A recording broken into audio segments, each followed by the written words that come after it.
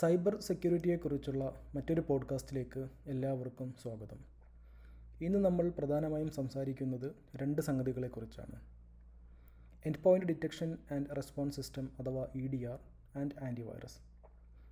End point detection and response system അഥവാ EDRനെ ETDR അഥവാ end point threat detection and response system എന്നും പറയാറുണ്ട്. പരമ്പരാഗതമായി നമ്മൾ ഉപയോഗിക്കുന്ന ആൻറ്റിവൈറസുകൾ കൊണ്ട് എന്തുകൊണ്ട് നമുക്ക് സൈബർ സുരക്ഷ ഉറപ്പുവരുത്താൻ സാധിക്കുന്നില്ല എന്നും EDRകൾ എങ്ങനെയാണ് നമ്മുടെ ഡിജിറ്റൽ അസറ്റുകൾ പ്രൊട്ടക്റ്റ് ചെയ്യുന്നത് എന്നുമാണ് നമ്മൾ ഇന്ന് സംസാരിക്കുന്നത്. Welcome everyone to another video of Planet Tech. കഴിഞ്ഞ കുറച്ച് ദിവസങ്ങളായി ലോകം മുഴുവൻ സംസാരിച്ചുകൊണ്ടിരിക്കുന്ന ഒരു സംഗതിയാണ് മൈക്രോസോഫ്റ്റ് വിൻഡോസ് ഓപ്പറേറ്റിംഗ് സിസ്റ്റത്തിൽ വന്ന ഒരു തകരാറ്. ലോകം മുഴുവനുമുള്ള വിവിധങ്ങളായിട്ടുള്ള കമ്പ്യൂട്ടർ ശൃംഖലകളെ ഈ തകരാറ് ബാധിച്ചു. ക്ലൗഡ് സ്ട്രൈക്ക് എന്ന കമ്പനിയുടെ ഫാൽക്കൺ സെൻസർ എന്ന് പറയുന്ന EDR സൊല്യൂഷൻ ഇൻസ്റ്റാൾ ചെയ്ത സിസ്റ്റങ്ങളിലാണ് ഇത്തരത്തിലുള്ള തകരാറുകൾ വന്നത്. ലോകമെമ്പാടുമുള്ള ഏകദേശം 85 ലക്ഷം മൈക്രോസോഫ്റ്റ് വിൻഡോസ് ഉപഭോക്താക്കളെ ബാധിച്ച ഈ വിഷയം യഥാർത്ഥത്തിൽ EDR സൊല്യൂഷനിൽ വന്നൊരു അപ്ഡേറ്റിൽ വന്നൊരു പിഴവ് മൂലം ഉണ്ടായതാണ്. ലോകമെമ്പാടുമുള്ള ഏവിയേഷൻ, ഹോസ്പിറ്റൽ, ബാങ്കിംഗ് മേഖലകളെ ഇത്തരത്തിലുള്ള തകരാറ് സാരമായി ബാധിച്ചു.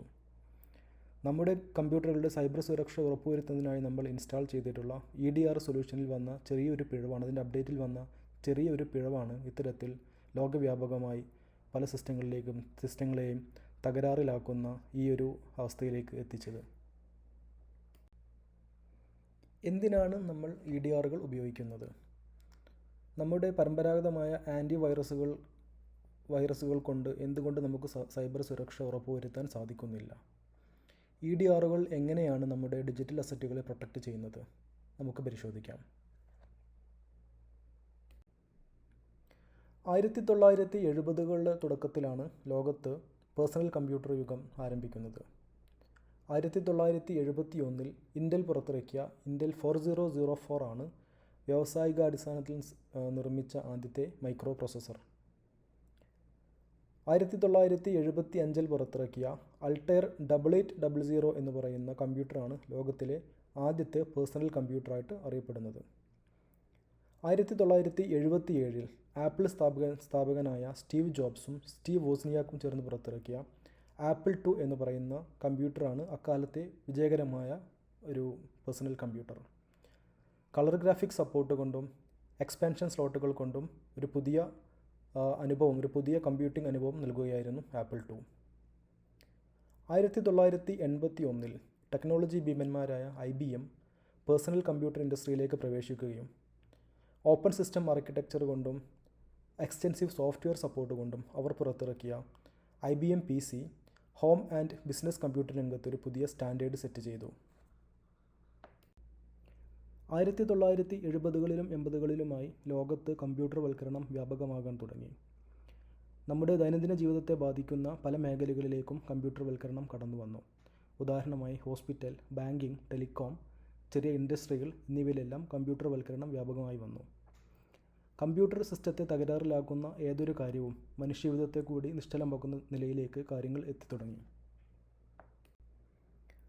കമ്പ്യൂട്ടറിൻ്റെ ചരിത്രത്തോളം തന്നെ പ്രായമുണ്ട് കമ്പ്യൂട്ടർ വൈറസുകൾക്കും. കമ്പ്യൂട്ടറിൻ്റെ പ്രവർത്തനത്തെ സാരമായി ബാധിക്കാവുന്ന അല്ലെങ്കിൽ കമ്പ്യൂട്ടറിലെ വിവരങ്ങളെ കറപ്റ്റ് ചെയ്യാനോ ലീക്ക് ചെയ്യാനോ സാധിക്കാവുന്ന ചില കമ്പ്യൂട്ടർ പ്രോഗ്രാമുകൾക്കാണ് വൈറസ് എന്ന് പറയുന്നത്. പ്രോഗ്രാമാറ്റിക്കലായി ഒരു കമ്പ്യൂട്ടറിൽ നിന്നും മറ്റൊരു കമ്പ്യൂട്ടറിലേക്ക് സ്പ്രെഡ് ചെയ്യാൻ സാധിക്കുന്നവയാണ് വൈറസുകൾ. 1971 പുറത്തിറങ്ങിയ ക്രീപ്പർ വൈറസാണ് ലോകത്തിലെ ആദ്യത്തെ വൈറസായി കണക്കാക്കപ്പെടുന്നത്. ഓർക്കുക, 1971 തന്നെയാണ് ലോകത്തിലെ ആദ്യത്തെ പേഴ്സണൽ കമ്പ്യൂട്ടർ ഇറങ്ങിയതെന്ന് നമ്മൾ നേരത്തെ സംസാരിച്ചുവല്ലോ. 1982 പുറത്തിറങ്ങിയ എൽക്ക് ക്ലോണർ എന്ന് പറയുന്ന വൈറസാണ് ലോകത്തിലെ ബൂട്ട് സെക്ടറിനെ ബാധിച്ച ആദ്യത്തെ വൈറസായിട്ട് കണക്കാക്കുന്നത്. 1986 പുറത്തിറങ്ങിയ ബ്രെയിൻ വൈറസാണ് IBM കമ്പ്യൂട്ടറുകളെ ബാധിച്ച ആദ്യത്തെ വൈറസ്. രണ്ട് പാകിസ്ഥാനി സഹോദരങ്ങളായ ബാസിത്തും അംജദും ചേർന്ന് പുറത്തിറങ്ങിയ ഈ വൈറസ് IBM സിസ്റ്റങ്ങളെ കാര്യമായി ബാധിച്ചു. 1980കളോടുകൂടി ലോകത്ത് കമ്പ്യൂട്ടർ വൽക്കരണം വ്യാപകമാകാൻ തുടങ്ങി. ഇതോടുകൂടി വൈറസുകളുടെ എണ്ണവും വ്യാപകമായി കൂടി വന്നു. പല പേഴ്സണൽ കമ്പ്യൂട്ടറുകളും കമ്പ്യൂട്ടർ നെറ്റ്വർക്കുകളും വൈറസ് ബാധ മൂലം നിശ്ചലമാവാൻ തുടങ്ങി. പല കമ്പ്യൂട്ടർ നെറ്റ്വർക്കുകളിൽ നിന്നും അവരുടെ ഡാറ്റ ലീക്ക് ആകാൻ തുടങ്ങി. ഇത് ഒരു പുതിയ തരത്തിലുള്ള ഒരു റെസ്പോൺസ്, അതായത് ഇത്തരത്തിലുള്ള വൈറസുകൾക്കെതിരെ എന്തെങ്കിലും തരത്തിലുള്ള ഒരു പ്രതിവിധി അല്ലെങ്കിൽ ഒരു പരിഹാരം കാണണമെന്നുള്ള ചിന്ത ലോകത്ത് ഉയർന്നു വന്നു.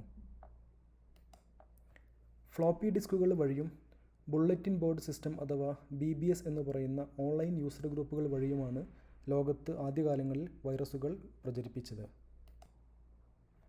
കമ്പ്യൂട്ടർ വൈറസുകൾ വ്യാപകമാകുന്നതിനനുസരിച്ച് ലോകത്തുള്ള വിവിധ ഭാഗങ്ങളിലുള്ള കമ്പ്യൂട്ടർ എന്തൂസിയാസ്റ്റുകളും പ്രൊഫഷണലുകളും ഇത്തരത്തിലുള്ള വൈറസുകളെ ഡിറ്റക്റ്റ് ചെയ്യാനും അതിനെ ഡിലീറ്റ് ചെയ്യാനുമുള്ള പ്രോഗ്രാമുകൾ നിർമ്മിക്കാൻ തുടങ്ങി.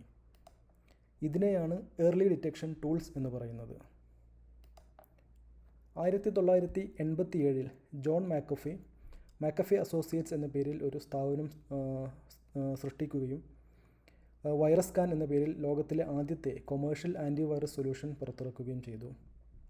1988 പീറ്റർ ത്രിപ്പറ്റി വാക്സിൻ എന്ന പേരിൽ മറ്റൊരു ആൻറ്റിവൈറസ് സോഫ്റ്റ്വെയറുകൾ കൂടി പുറത്തിറക്കി. ഇതാണ് പിന്നീട് നോർട്ടൺ ആൻറ്റിവൈറസ് എന്ന പേരിൽ അറിയപ്പെട്ടത്. തുടക്കകാലങ്ങളിൽ കമ്പ്യൂട്ടർ വൈറസുകൾ വളരെ സിമ്പിളായിരുന്നു. അതുകൊണ്ട് ആൻറ്റിവൈറസ് പ്രോഗ്രാമുകളും സിമ്പിളായിരുന്നു. സിഗ്നേച്ചർ ബേസ്ഡ് ഡിറ്റക്ഷൻ സിസ്റ്റമാണ് തുടക്കകാലങ്ങളിൽ ആൻറ്റിവൈറസുകൾ ഉപയോഗിച്ചത്. അതായത് കമ്പ്യൂട്ടർ വൈറസുകളുടെ പാറ്റേൺ അത് ഒരു സിഗ്നേച്ചർ ഫയലായി സിസ്റ്റത്തിൽ സൂക്ഷിക്കുകയും നമ്മുടെ സിസ്റ്റത്തിലെ ഓരോ ഫയലുകളും ഈ സിഗ്നേച്ചർ ഡാറ്റാബേസുമായി ചെക്ക് ചെയ്യുകയും ഏതെങ്കിലും ഒരു സിസ്റ്റത്തിൽ ഏതെങ്കിലും ഒരു ഫയലിൽ വൈറസ് ഉണ്ട് എന്ന് കണ്ടെത്തിയാൽ അതിനെ ഒന്നുകിൽ ക്വാറന്റൈൻ ചെയ്യുകയും അല്ലെങ്കിൽ ഡിലീറ്റ് ചെയ്യുകയുമായിരുന്നു സാധാരണ തുടക്കകാലത്ത് ആൻറ്റിവൈറസ് പ്രോഗ്രാമുകൾ ചെയ്തിരുന്നത്. പിന്നീട് ആൻറ്റിവൈറസുകൾ വളരുകയും അത് കൂടുതൽ വൈറസുകൾ വളരുകയും അത് കൂടുതൽ സങ്കീർണമാവുകയും ചെയ്തു. സിഗ്നേച്ചർ ബേസ്ഡ് ഡിറ്റക്ഷൻ ഇവേഡ് ചെയ്യാൻ പറ്റുന്ന വിധത്തിൽ പുതിയ വൈറസുകൾ ഇറങ്ങിത്തുടങ്ങി. അപ്പോഴാണ് ഹ്യൂറിസ്റ്റിക് അനാലിസിസ് എന്നൊരു പുതിയ ഒരു ടെക്നോളജി ആൻറ്റിവൈറസുകളിൽ വരുന്നത്. നമ്മുടെ സിസ്റ്റത്തിൻ്റെ അല്ലെങ്കിൽ പ്രോഗ്രാമിൻ്റെ ബിഹേവിയർ ഡിറ്റക്റ്റ് ചെയ്ത് അത് സസ്പീഷ്യസ് ആണോ അല്ലേ എന്ന് തീരുമാനിക്കുന്ന പുതിയൊരു ടെക്നോളജി ആൻറ്റിവൈറസുകളിൽ നിലവിൽ വന്നു.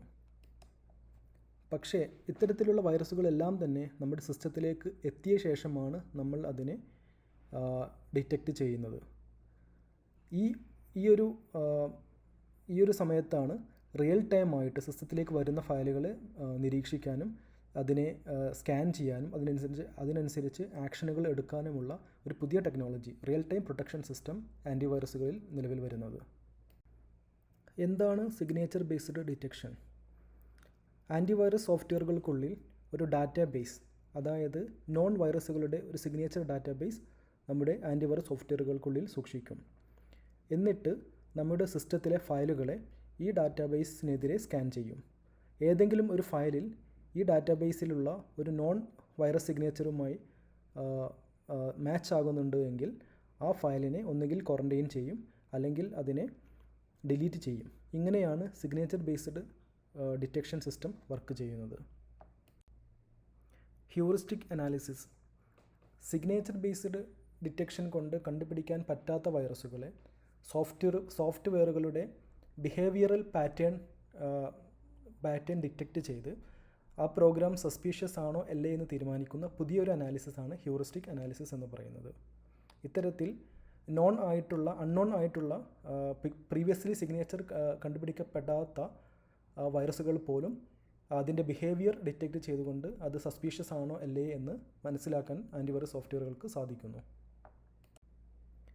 എന്താണ് ആൻറ്റിവൈറസുകളുടെ പോരായ്മ? അതിൻ്റെ ലിമിറ്റേഷൻസ് എന്താണ്?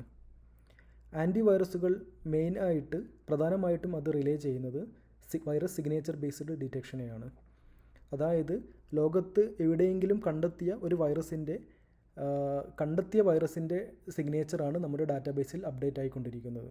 ഒരു പുതിയ വൈറസ് ലോകത്ത് നിലവിൽ വന്നാൽ അതിനെ പെട്ടെന്ന് കണ്ടുപിടിക്കാനുള്ള സിഗ്നേച്ചർ അപ്ഡേറ്റ് നമുക്ക് പലപ്പോഴും ഓൺ ടൈം കിട്ടിക്കൊള്ളണമെന്നില്ല. അതുകൂടാതെ ഇതൊരു റിയാക്റ്റീവ് അപ്രോച്ചാണ്. അതായത് ഒരു ഫയൽ നമ്മുടെ സിസ്റ്റത്തിൽ എത്തിയ ശേഷമാണ് ആ ഫയൽ സ്കാൻ ചെയ്യുന്നതും അതിനെ ഡിറ്റക്റ്റ് ചെയ്യുന്നതും അതിനെ പ്രൊട്ടക്റ്റ് ചെയ്യുന്നതുമൊക്കെ. ഇത്തരത്തിൽ ഫയൽ എത്തിയ സമയം മുതൽ അതിനെ ഡിറ്റക്റ്റ് ചെയ്യുന്നത് വരെയുള്ള ഒരു സമയത്തിൻ്റെ ഇടയ്ക്ക് നമ്മുടെ ഈ വൈറസിന് നമ്മുടെ സിസ്റ്റത്തിലൊരു സിഗ്നിഫിക്കൻ്റ് ഡിസാസ്റ്റർ ഉണ്ടാക്കാൻ സാധിക്കുന്നതാണ്. അതുമാത്രമല്ല, ഇത്തരത്തിലുള്ള ആൻറ്റിവൈറസുകൾക്ക് ലിമിറ്റഡ് സ്കോപ്പാണുള്ളത്. ടിപ്പിക്കലി ഇവരുടെ ആൻറ്റിവൈറസുകളുടെ ഫോക്കസ് ഫയലുകളാണ്. അതായത് ഫയലുകൾ സ്കാൻ ചെയ്ത് അല്ലെങ്കിൽ പ്രോസസ്സുകൾ സ്കാൻ ചെയ്തിട്ടാണ് ഇത്തരത്തിലുള്ള ഒരു വൈറസ് ഉണ്ടോ അല്ലേ എന്ന് നമ്മുടെ ആൻറ്റിവൈറസ് സോഫ്റ്റ്വെയർ തീരുമാനിക്കുന്നത്. പക്ഷേ നമ്മുടെ സിസ്റ്റത്തിൻ്റെ മൊത്തത്തിലുള്ള ഒരു ഹോളിസ്റ്റിക് ആയിട്ടുള്ള ഒരു വ്യൂ ആൻറ്റിവൈറസുകൾക്ക് പലപ്പോഴും ലഭ്യമല്ലായിരുന്നു. ലോകത്ത് പിന്നീട് വൈറസ് പുതിയ മേഖലയിലേക്ക് വളരാൻ തുടങ്ങി. പുതിയ സോഫിസ്റ്റിക്കേറ്റഡ് ആയിട്ടുള്ള സങ്കീർണമായിട്ടുള്ള പുതിയ ടൂളുകൾ ഉപയോഗിച്ച് വൈറസുകൾ സൃഷ്ടിക്കപ്പെടാൻ തുടങ്ങി. ഇത്തരത്തിൽ സൃഷ്ടിക്കപ്പെടുന്ന വൈറസുകളെ ആൻറ്റിവൈറസ് സോഫ്റ്റ്വെയറുകൾ ഉപയോഗിച്ച് ഡിറ്റക്റ്റ് ചെയ്യാൻ പറ്റാത്ത തരത്തിലുള്ള പുതിയ വൈറസുകൾ ഇറങ്ങിത്തുടങ്ങി. അതോടൊപ്പം തന്നെ ലോങ് ടേം പെർസിസ്റ്റൻസ് ഉള്ള പുതിയതരം വൈറസുകൾ നിലവിൽ വന്നു. അതായത് ഒരു വൈറസ് നമ്മുടെ സിസ്റ്റത്തിൻ്റെ ഉള്ളിൽ കടന്ന് കുറേ കാലം അത് ഇനാക്റ്റീവായി ഇരിക്കുകയും ആ ഇനാക്റ്റീവായിരിക്കുന്ന സമയത്ത് അതിനെ ഫയൽ സിഗ്നേച്ചർ ബേസ്ഡോ അല്ലെങ്കിൽ പാറ്റേൺ ബേസ്ഡോ ആയിട്ട് അനലൈസ് ചെയ്യുന്ന നമ്മുടെ ആൻറ്റിവൈറസ് സോഫ്റ്റ്വെയറുകൾക്ക് അതിനെ ഡിറ്റക്റ്റ് ചെയ്യാൻ സാധിക്കാതിരിക്കുകയും എന്നാൽ കുറേ കാലത്തിന് ശേഷം അത് സിസ്റ്റത്തിൽ ഇരുന്ന് ആക്റ്റീവ് ആവുകയും അത് പിന്നീട് പ്രവർത്തിക്കുകയും സിസ്റ്റത്തിന് ഡാമേജ് സൃഷ്ടിക്കുകയും ചെയ്യുന്ന പുതിയ തരത്തിലുള്ള ഒരു ലോങ് ടേം പെർസിസ്റ്റൻ്റ് വൈറസുകൾ നിലവിൽ വന്നു. അതോടൊപ്പം തന്നെ സീറോ ഡേ എക്സ്പ്ലോയിറ്റ്സ്, അതായത് നമ്മുടെ സിസ്റ്റത്തിലെ ഏതെങ്കിലും ഒരു അൺനോൺ വൾനറബിലിറ്റി, അതുവരെ കണ്ടെത്തിയിട്ടില്ലാത്ത ഒരു വൾനറബിലിറ്റി എക്സ്പ്ലോയിറ്റ് ചെയ്തുകൊണ്ട് പുതിയ വൈറസുകൾ ക്രിയേറ്റ് ചെയ്യുകയും ഇത് അൺനോൺ വൾനറബിലിറ്റി ആയതുകൊണ്ട് തന്നെ അത്തരത്തിൽ നമ്മുടെ ആൻറ്റിവൈറസുകളിൽ അതിനുള്ള സിഗ്നേച്ചർ ഇല്ലാതിരിക്കുകയും അത് നമ്മുടെ എല്ലാ സിസ്റ്റങ്ങളെയും ഇമ്പാക്റ്റ് ചെയ്യുകയും ചെയ്യുന്ന തരത്തിലുള്ള പുതിയ വൈറസുകളും നിലവിൽ വന്നു. അതോടൊപ്പം തന്നെ ചില വൈറസുകൾ നമ്മുടെ ലോക്കൽ സ്റ്റോറേജിൽ ഫയൽ സേവ് ചെയ്യാതെ മെമ്മറിയിൽ ഇരുന്ന് ഓപ്പറേറ്റ് ചെയ്യാൻ തുടങ്ങി.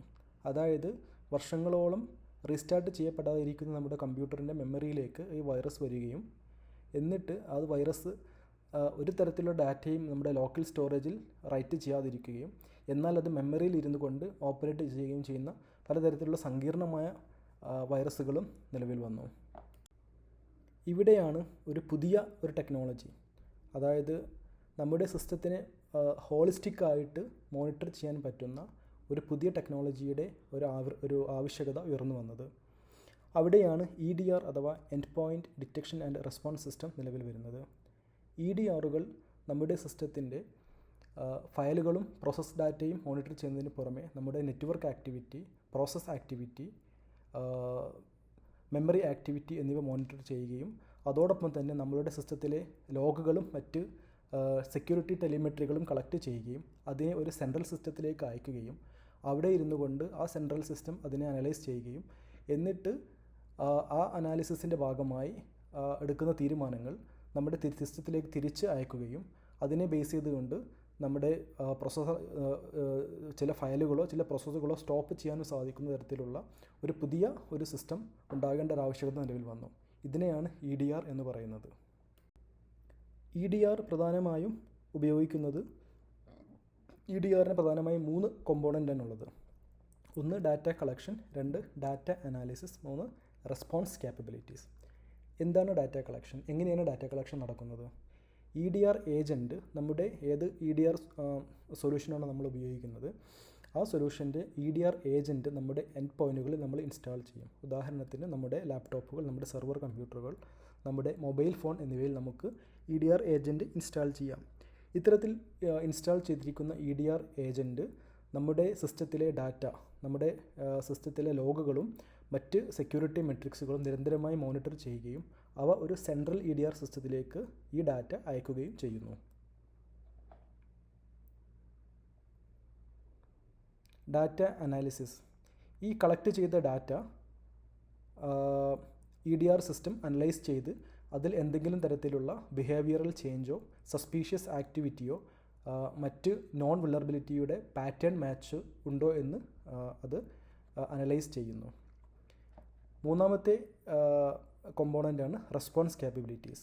അങ്ങനെ എന്തെങ്കിലും തരത്തിലുള്ള ഒരു പൊട്ടൻഷ്യൽ ത്രെറ്റ് ഡിറ്റക്റ്റ് ചെയ്താൽ EDR സിസ്റ്റം അതിനെ റെമഡിയേറ്റ് ചെയ്യാനുള്ള ആക്ഷൻ എടുക്കാൻ വേണ്ടി നമ്മുടെ EDR ഏജൻറ്റിലേക്ക് സന്ദേശം അയക്കുന്നു.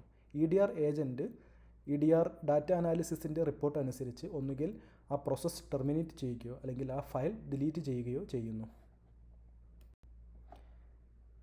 ഇതാണ് നമ്മുടെ EDR സൊല്യൂഷൻ്റെ ഒരു രേഖാചിത്രം. അതായത് നമ്മുടെ കമ്പ്യൂട്ടർ നെറ്റ്വർക്കുകളിൽ നിന്നും നമ്മുടെ EDR ഏജൻറ്റ് ഈ ഡാറ്റ നമ്മുടെ സിസ്റ്റം ഡാറ്റ, നമ്മുടെ സിസ്റ്റം ടെലിമെട്രി, സെക്യൂരിറ്റി ടെലിമെട്രി, അതായത് നമ്മുടെ സിസ്റ്റം ലോഗുകൾ, നമ്മുടെ പ്രോസസ് ഇൻഫർമേഷൻ, നമ്മുടെ നെറ്റ്വർക്ക് ആക്ടിവിറ്റി ഇൻഫർമേഷൻ, ഇങ്ങനെ ഇത്തരത്തിലുള്ള വിവിധങ്ങളായിട്ടുള്ള ലോഗുകളും മെട്രിക്കുകളും നമ്മുടെ EDR വെൻഡറിൻ്റെ ക്ലൗഡിലേക്ക് ഈ ഡാറ്റ അയക്കുന്നു. ഇതേപോലെ തന്നെ നമ്മുടെ നെറ്റ്വർക്കിലുള്ള ബാക്കി എല്ലാ സിസ്റ്റങ്ങളിൽ നിന്നും ഈ ഡാറ്റ നമ്മുടെ EDR വെൻഡറുടെ ക്ലൗഡിലേക്ക് എത്തുന്നു. ഇത്തരത്തിൽ നമ്മുടെ EDR വെൻഡറിൻ്റെ ക്ലൗഡിൽ നിന്നും ഇത് ഡാറ്റ അനാലിസിസ് പാർട്ടാണിത്. ഇവിടെ ഇരുന്നും ഈ ഡാറ്റകളെ അനലൈസ് ചെയ്യുന്നു. നമ്മുടെ ത്രെട്ട് അനാലിറ്റിക്സ് ഇവിടെ നടക്കുന്നു. അതായത് മെഷീൻ ലേണിങ്ങും ബിഹേവിയറൽ അനാലിസിസും ആർട്ടിഫിഷ്യൽ ഇൻ്റലിജൻസും ഒക്കെ ഉപയോഗിച്ചുകൊണ്ടുള്ള വളരെ അഡ്വാൻസ്ഡ് ആയിട്ടുള്ള ഒരു ത്രെട്ട് അനാലിസിസാണ് ഇവിടെ നടക്കുന്നത്. സാധാരണ ആൻറ്റിവൈറസുകളിൽ ഒരിക്കലും ഈ ഡാറ്റ സിസ്റ്റത്തിൽ നിന്ന് പുറത്തോട്ട് പോകുന്നില്ല. അതുകൊണ്ട് തന്നെ ആൻറ്റിവൈറസുകൾക്ക് ഒരിക്കലും നമ്മുടെ സിസ്റ്റത്തിൻ്റെ പുറത്തുള്ള ഒരു സിസ്റ്റത്തിൻ്റെ ഒരു വിസിബിലിറ്റി ഉണ്ടാകുന്നില്ല. പക്ഷേ EDRൽ നമ്മുടെ നെറ്റ്വർക്കിലുള്ള എല്ലാ സിസ്റ്റങ്ങളും, ഇപ്പോൾ ഈ സിസ്റ്റം സെർവർ 1 അയച്ച പോലെ നമ്മുടെ നെറ്റ്വർക്കിലുള്ള ബാക്കി എല്ലാ സിസ്റ്റങ്ങളും ഇതിലേക്ക് ഡാറ്റ അയക്കുന്നു.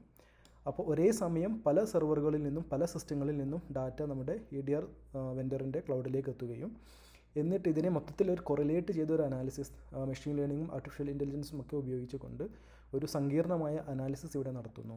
ഇത്തരത്തിൽ ഈ അനാലിസിസിനെ ബേസ് ചെയ്തുകൊണ്ട് എന്തെങ്കിലും തരത്തിലുള്ള സസ്പീഷ്യസ് ആക്ടിവിറ്റീസ് എവിടെയെങ്കിലും നമ്മുടെ നെറ്റ്വർക്കിൽ എവിടെയെങ്കിലും നടക്കുന്നുണ്ടെങ്കിൽ അതിനെക്കുറിച്ചുള്ള വിവരങ്ങൾ അപ്പോൾ തന്നെ നമ്മുടെ ത്രെട്ട് അനാലിറ്റിക്സ് എഞ്ചിനിൽ അതിനെ ഡിറ്റക്റ്റ് ചെയ്യുകയും എന്നിട്ട് എന്താണോ അതിന് റെസ്പോൺസ് ആക്ഷൻ എടുക്കേണ്ടത് അത് തിരിച്ച് നമ്മുടെ EDR ഏജൻറ്റിലേക്ക് ഡാറ്റ പാസ് ചെയ്യുകയും അതിനനുസരിച്ചുള്ള ആക്ഷൻസ് ഇവിടെ എടുക്കുകയുമാണ് ചെയ്യുന്നത്. ആൻറ്റിവൈറസിനെ അപേക്ഷിച്ച് എന്താണ് EDRൻ്റെ അഡ്വാൻറ്റേജസ്? EDR നമ്മുടെ പ്രൊആക്റ്റീവ് ത്രെട്ട് ഇൻ്റലിജൻസ് ആണ്, ത്രെട്ട് ഡിറ്റക്ഷനാണ് EDR ചെയ്യുന്നത്. നമ്മൾ നേരത്തെ സംസാരിച്ചു, ആൻറ്റിവൈറസ് ചെയ്യുന്നത് റിയാക്റ്റീവ് ത്രെട്ട് ഡിറ്റക്ഷനാണ്. ഒരു ത്രെട്ട് നമ്മുടെ സിസ്റ്റത്തിൽ എത്തിയ ശേഷമാണ് അതിനെ ആൻറ്റിവൈറസ് ക്യാപ്ചർ ചെയ്യുന്നത്. എന്നാൽ EDR ചെയ്യുന്നത് സിസ്റ്റത്തിലേക്ക് എത്തുന്നതിന് മുമ്പ് തന്നെ ഇത്തരത്തിലുള്ള ബിഹേവിയറുകൾ മനസ്സിലാക്കിക്കൊണ്ട് പ്രൊആക്റ്റീവായിട്ട് തന്നെ ആക്ഷൻ എടുക്കുന്നു. ബിഹേവിയറൽ അനാലിസിസ്, അതുപോലെ തന്നെ സിസ്റ്റത്തിലെ അൺയൂഷ്വൽ ആയിട്ടുള്ള സസ്പെക്റ്റഡ് ആയിട്ടുള്ള ബിഹേവിയറുകൾ EDR ഏജൻറ്റ് മനസ്സിലാക്കുകയും അതിനനുസരിച്ചുള്ള ആക്ഷൻ എടുക്കുകയും ചെയ്യുന്നു. Comprehensive visibility.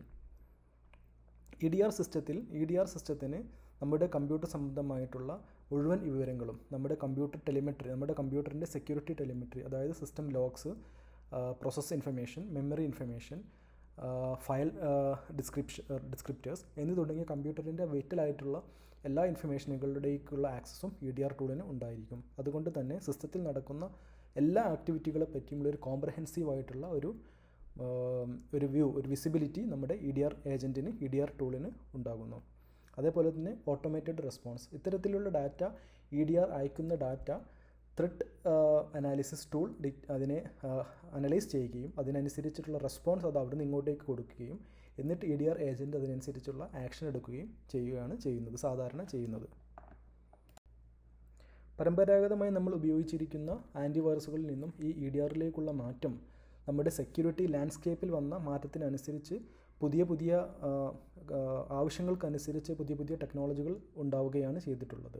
ഈ EDR എന്ന് പറയുന്നത് സെക്യൂരിറ്റിയിലെ അവസാന സൊല്യൂഷനല്ല. നാളെ ഇത്തരത്തിൽ പുതിയ അറ്റാക്കുകളും പുതിയ വൈറസുകളും രൂപപ്പെടുമ്പോൾ അതിനെ ചെറുക്കാൻ കുറച്ചുകൂടി അഡ്വാൻസ്ഡ് ആയിട്ടുള്ള, കുറച്ചുകൂടി സങ്കീർണമായിട്ടുള്ള ചില പുതിയ ടൂളുകളുടെ ആവശ്യം ഉണ്ടായേക്കാം. EDR ഒരിക്കലും ഒരു സിസ്റ്റത്തിലെയും സെക്യൂരിറ്റിയുടെ അവസാന വാക്കല്ല എന്ന് നമ്മൾ ഓർമ്മിക്കുക.